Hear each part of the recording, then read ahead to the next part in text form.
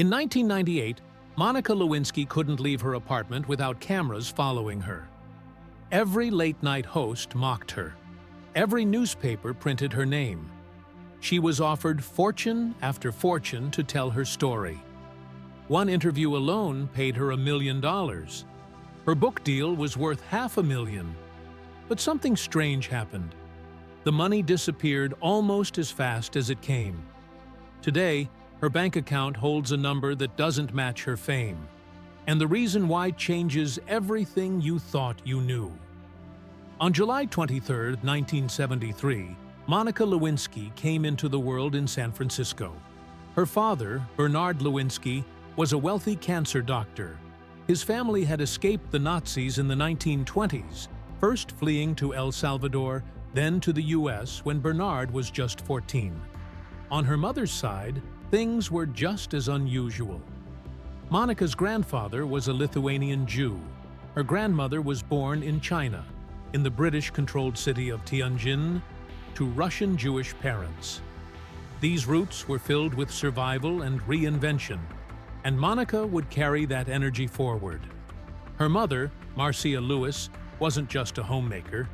She chased fame too, writing a book in 1996 about the three tenors. It was clear from the beginning. This was a family tied to celebrity, ambition, and scandal. She grew up in Beverly Hills, inside a Spanish-style mansion worth $1.6 million in the 1980s. Her dad's clinic brought in $37,000 a month. That's over $400,000 a year. They spent big $20,000 a year on vacations, drove Cadillacs and Mercedes, and went to the symphony. Monica's own expenses were outrageous for a teen. $720 a month for tennis lessons, $300 for a babysitter, $100 just for her hair. She went to elite schools, first Sinai Akiba, then John Thomas Dye in Bel Air. Her classmates were children of Hollywood producers. Kids got luxury cars for their 16th birthdays. It was a dream world. But behind the gates, things were breaking. Everything collapsed when Monica was 14. Her parents' marriage blew apart in 1987. The divorce was vicious. Marcia accused her husband of cheating and even buying gifts for his mistress from Tiffany and Louis Vuitton. There were violent outbursts. Monica heard her father yell things like, "You're a f***ing moron!" He banned the kids from speaking at dinner. The therapy bills alone were $100 to $1,800 a month. Monica had her own sessions costing $700 to $60. Years later, caught on tape, she admitted, "I was brought up with lies. I have lied my entire life." It wasn't just a broken home, it was emotional chaos, and it planted a dangerous seed. Monica learned early how power, pain, and dishonesty can become twisted together. At school, Monica tried to escape into theater. She joined a tight-knit drama group and found comfort there. But when their drama teacher died by suicide, it hit her hard. She transferred out of Beverly Hills High and went to Bel Air Prep, an expensive school known for taking in troubled rich kids. It cost $12,000 a year and only had 7 seniors. Monica was one of them.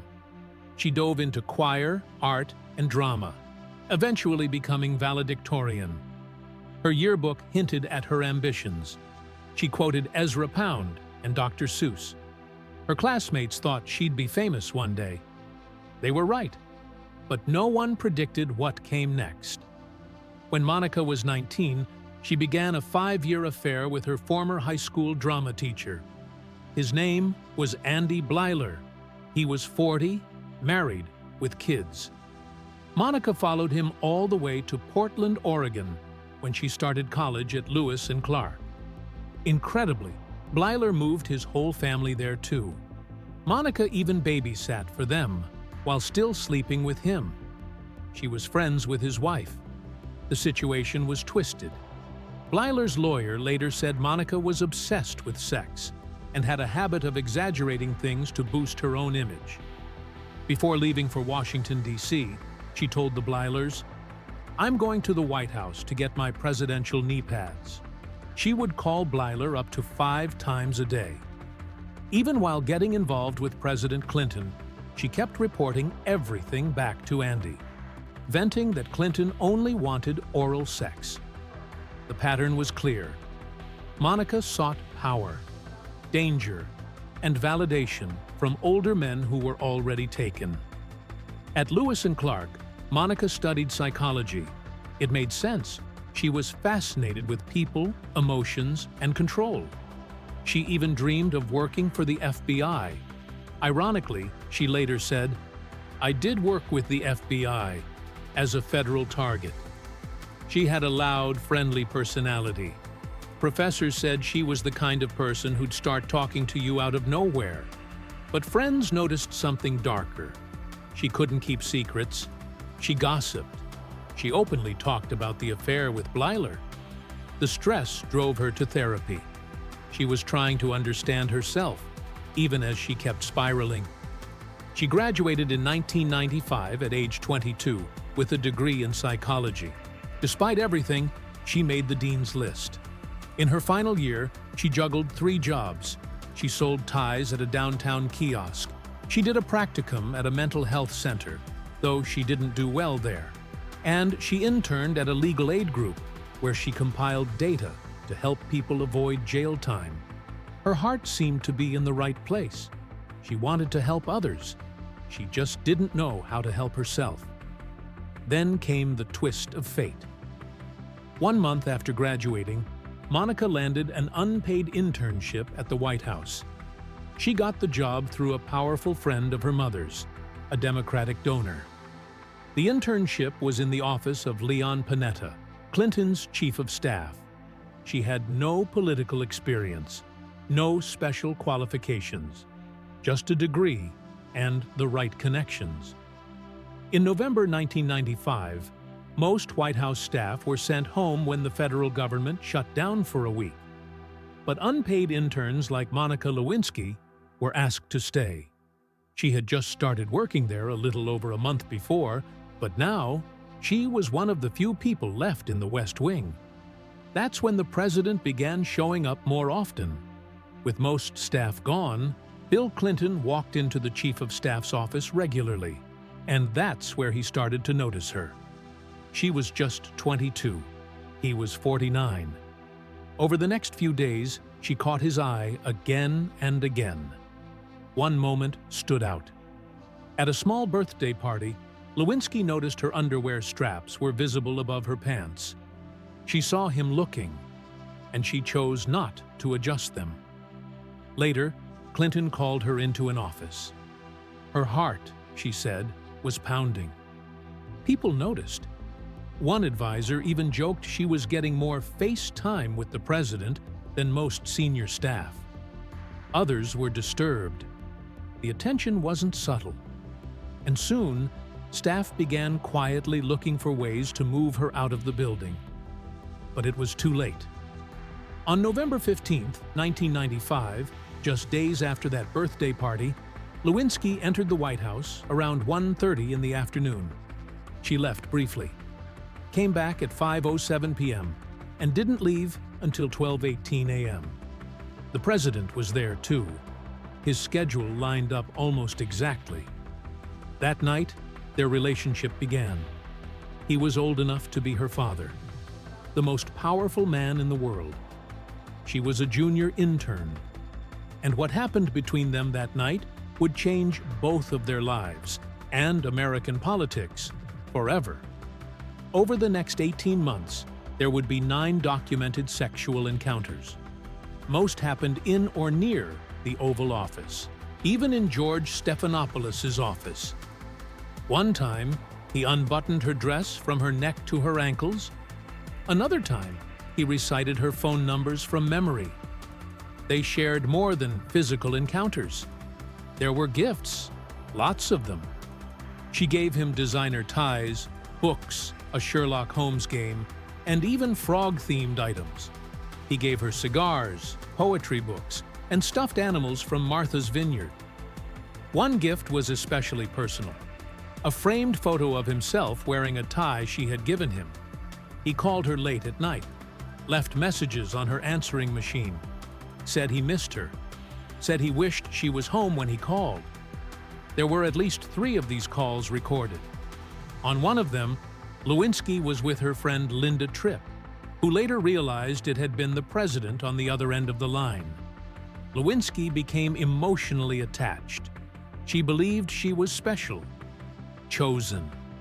Then came the blue dress.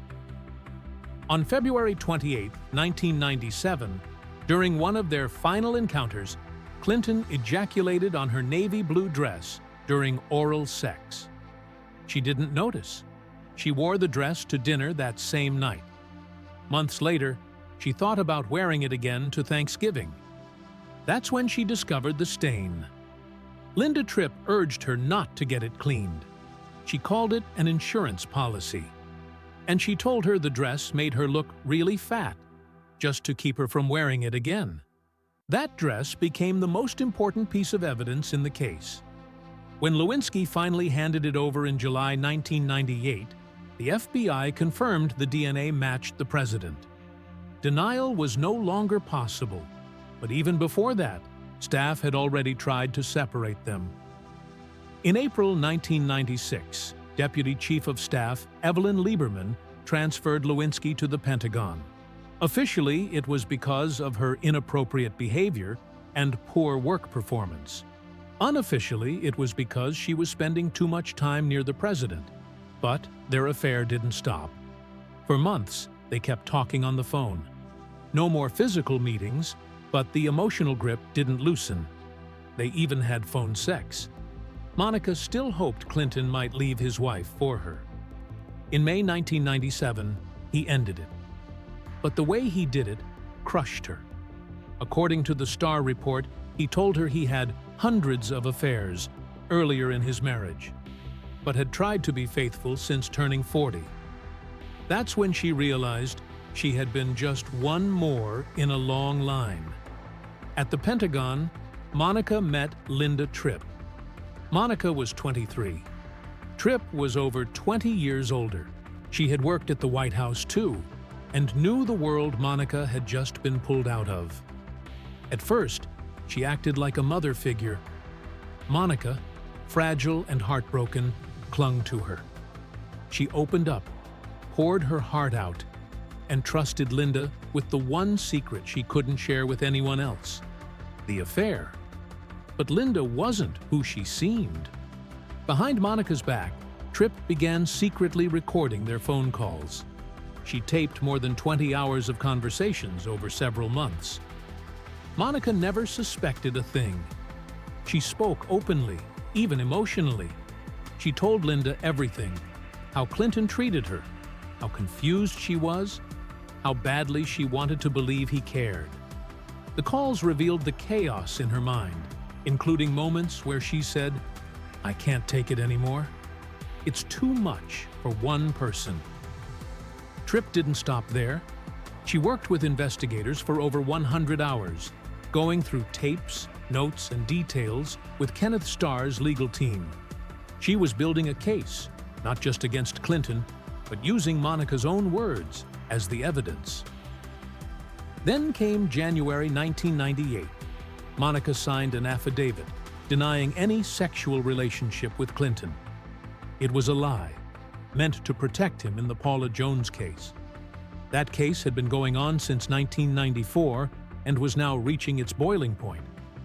Monica wasn't just covering up a scandal. She was committing perjury. And she wasn't doing it alone. She begged Linda to lie, too. She called her over and over, asking her to protect the president. Tripp didn't agree. She went to the FBI, and she gave them everything. By January 1998, she handed over all the tapes to independent counsel Kenneth Starr. Then, just to be sure, she wore a wire during one last lunch with Monica at a mall in Virginia. That final conversation sealed it. Tripp told ABC News later, "I wanted this relationship exposed in the biggest way." She claimed she was doing it for the public, that it was Clinton who had been cruel. But the fallout hit Monica the hardest. The tapes launched Clinton's impeachment. They led to a $90,000 fine and a 5-year suspension of his law license. They dragged Monica's private life into every newspaper, talk show, and late-night joke in America. On January 26, 1998, President Bill Clinton stood at a White House podium next to his wife, Hillary. With the cameras rolling and the world watching, he looked straight ahead and said clearly, "I did not have sexual relations with that woman, Miss Lewinsky." He repeated it again, slowly. "These allegations are false," he added, before ending with, "I need to go back to work for the American people." It sounded confident, it sounded final, but it wasn't the truth. He never said her first name. He just called her that woman. At 24, Monica Lewinsky had been reduced to a political threat, not a person. Clinton's team had carefully shaped every word. The phrase sexual relations was defined in such a narrow way, it didn't include oral sex. So technically, he wasn't lying, at least not by legal standards. But to millions of Americans, and especially to Monica, it was a brutal betrayal. And it was just the beginning. The scandal exploded 9 days earlier, on January 17, 1998, when the Drudge Report leaked the story. Almost overnight, Monica became one of the most talked about women in America. But not in a good way. Cameras lined the streets outside her building. Journalists followed her everywhere. She was trapped inside her mother's apartment, only allowed out for doctor's visits and short, supervised walks. Her clothing was dissected. Her movements were tracked. Her name was mocked nightly by comedians. She later said, "I was arguably the most humiliated person in the world." It wasn't an exaggeration. This all happened in the early days of the internet. Social media didn't exist yet, but the online world was already cruel. Lewinsky became the first public figure to experience digital shaming on a global scale. And behind the scenes, it was even worse. The White House had a plan. Make Monica look crazy. Officials close to Clinton painted her as obsessed, unstable, delusional. Hillary Clinton reportedly called her a narcissistic Looney Tune. Allies in the press picked up the script. Soon, Monica was being described as a stalker, a liar, a homewrecker. They said she made it all up. Years later, she called it what it was: gaslighting. The goal wasn't just to protect Clinton's presidency, it was to crush her credibility. And for a while, it worked. The public didn't know what to believe. Privately, the toll on Monica was devastating. She couldn't sleep. She couldn't eat. And the thought that haunted her most was simple and terrifying. I want to die. Though she never made an attempt, the fear was real. Her mother, Marcia Lewis, didn't leave her side. She stayed by her bed at night. She kept the bathroom door open when Monica showered. She was terrified that humiliation might kill her daughter. And in many ways, it almost did. For 6 long months, Monica Lewinsky was trapped. She had lied under oath and was scared the law would come crashing down on her. But everything changed on July 28, 1998. That was the day she finally agreed to testify in front of a grand jury. In return, she got a rare deal: complete immunity. Monica was just 25, a former White House intern. Her lawyers had begged for a deal for months. Finally, in a private meeting in New York, she showed Kenneth Starr's prosecutors that she was ready to talk. She didn't hold anything back, and they gave her what's called transactional immunity. That meant they couldn't charge her with anything related to the 6-month investigation. No perjury, no obstruction of justice, nothing. It mattered because Monica had signed a sworn statement back in January saying she never had a sexual relationship with the president. That was a lie. She also helped Linda Tripp come up with talking points to deny knowing about another woman's claims. That could have been obstruction, But thanks to the deal, Monica was safe, as long as she told the truth. If she lied again, even slightly, the deal would vanish. Then came the president's turn. On August 17, 1998, Bill Clinton testified under oath. What he said would go down in history. When asked about telling aides, "There's nothing going on between us," he paused. And then he gave a strange answer. "It depends on what the meaning of the word is." He wasn't joking. He said that if "is" meant right now, then his denial was technically true. But if it meant ever, well, that was different. Reporters were stunned. Comedians had a field day. But behind the laughs, Clinton was trying something serious, using tricky wording to dodge the truth. He claimed he wasn't lying, just choosing words carefully. Even when he told PBS, "There is no improper relationship," he knew it wasn't a lie if he focused only on the present moment. Some called him clever. Others called him shameless. Many just called him existential Willie. But Congress wasn't laughing. On December 19, 1998, the House of Representatives voted to impeach President Clinton. 2 charges. First, perjury. Second, obstruction of justice. Both linked directly to the Lewinsky case.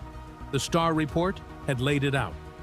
Clinton had lied about his relationship, lied in the Paula Jones case, let his lawyer give false info to a judge, and tried to influence witnesses. That was the heart of Article 1 and Article 2. The charges said Clinton had undermined the integrity of his office and betrayed his trust. But when the case reached the Senate, it didn't go far. The vote for perjury got 45. The vote for obstruction got 50. Neither reached the 67 needed to remove him from office. Clinton stayed president, but his name would forever carry the mark of impeachment. Then the spotlight turned to Monica. On March 3, 1999, she sat down with Barbara Walters. It wasn't just any interview. It became the most-watched news show in TV history. 70 million people tuned in. That night, nearly half of all American TVs were showing Monica Lewinsky. ABC cashed in. Commercial prices shot up by more than 4 times. But people weren't just watching for ads. They wanted answers. Walters didn't hold back. She asked Monica, "Where was your self-respect?" She even asked, "You showed the president your thong underwear. Where did you get the nerve?" Monica didn't flinch.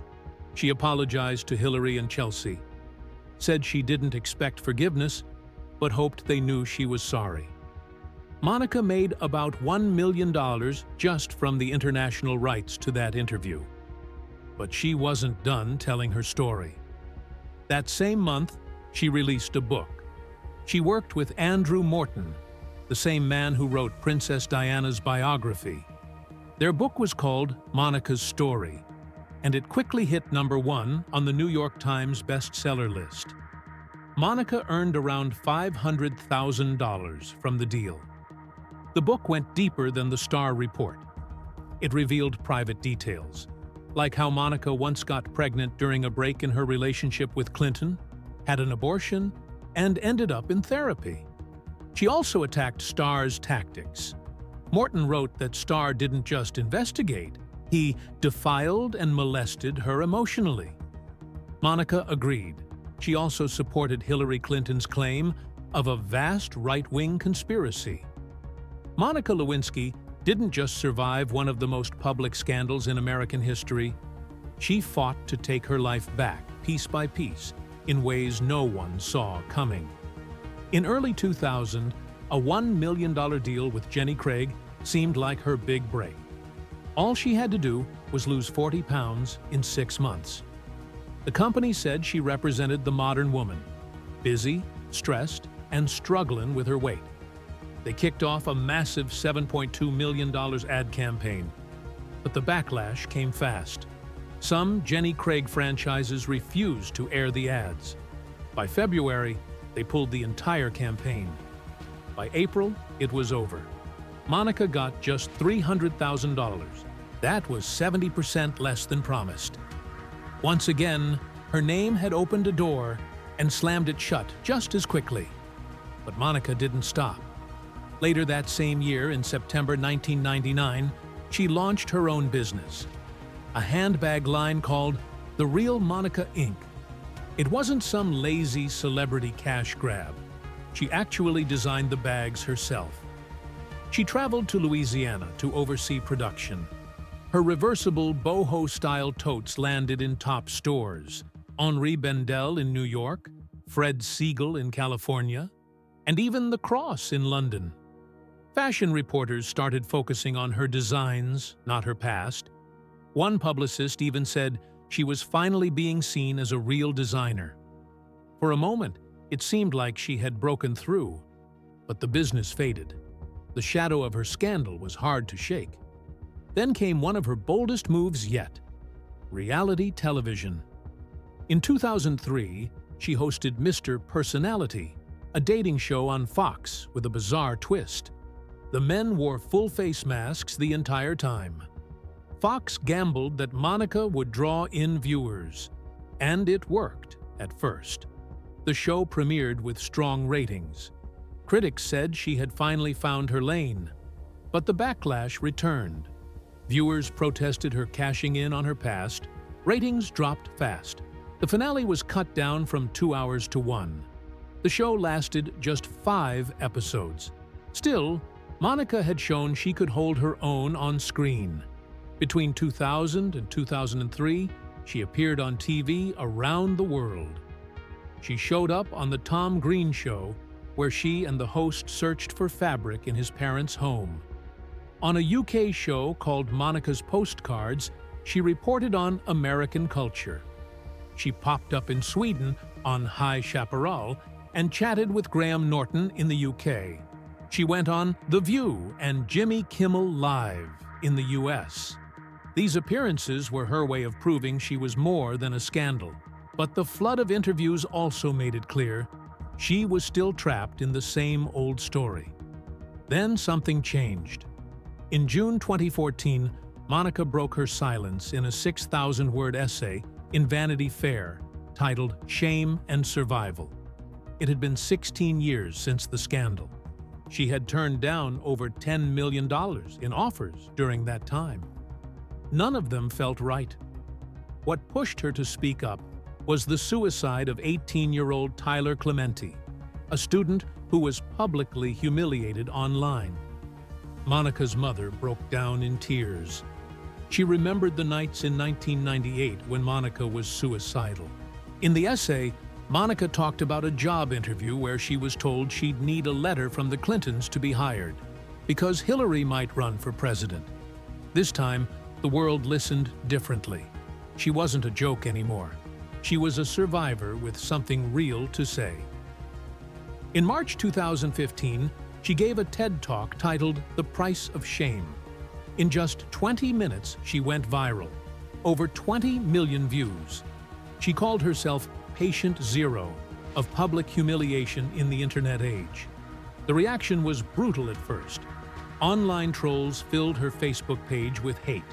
One even blamed her for both 9/11 and Al Gore's election loss. But support followed. People finally began to understand the damage public shaming could do. Her talk reached as many people as Madison Square Garden could hold, 1,000 times over. By 2021, Monica had become a serious name in Hollywood. Her production company, Alt Ending, signed a first-look deal with 20th Television, the studio behind The Simpsons and This Is Us. She served as a producer on Impeachment, American Crime Story, which aired in September 2021. The show told the very story that nearly ruined her, but this time, she had creative control. The president of 20th Television praised her passion and storytelling skills. She wasn't just surviving anymore. She was building something. She even co-produced the HBO Max documentary, 15 Minutes of Shame. It wasn't just a title. It was her life, turned into a lesson for the world. Despite wild online rumors, Monica's net worth isn't $50 million. As of 2025, it's around $1.5 million, and she earned every bit of it. Her memoir brought in $500,000. Her interview with Barbara Walters made her $1 million, but most of her income now comes from speaking gigs, advocacy work, and her production deals. She turned down offers worth more than $10 million because they didn't align with her values. That choice slowed her financial recovery, but gave her something more powerful: credibility. And now, she's helping others reclaim their stories. In February 2025, she launched a podcast called Reclaiming. In the first episode, she opened up like never before. She admitted that back in D.C., she thought she mattered to President Clinton. She thought there was a future. She now knows better. On the show, she talks with guests like Olivia Munn and Alan Cumming about how to bounce back after public humiliation. The podcast isn't just content. It's a lifeline for people whose stories were hijacked. On The Late Show with Stephen Colbert, she said her dream guest was Taylor Swift, someone who understands what it's like to be dragged through the mud in public. Monica summed it all up in one sentence: "I eventually realized that I couldn't run away from what happened to me. I had to integrate it." That's what makes her story more than a comeback. It's a full rewrite, not of what happened, but of what she did with it.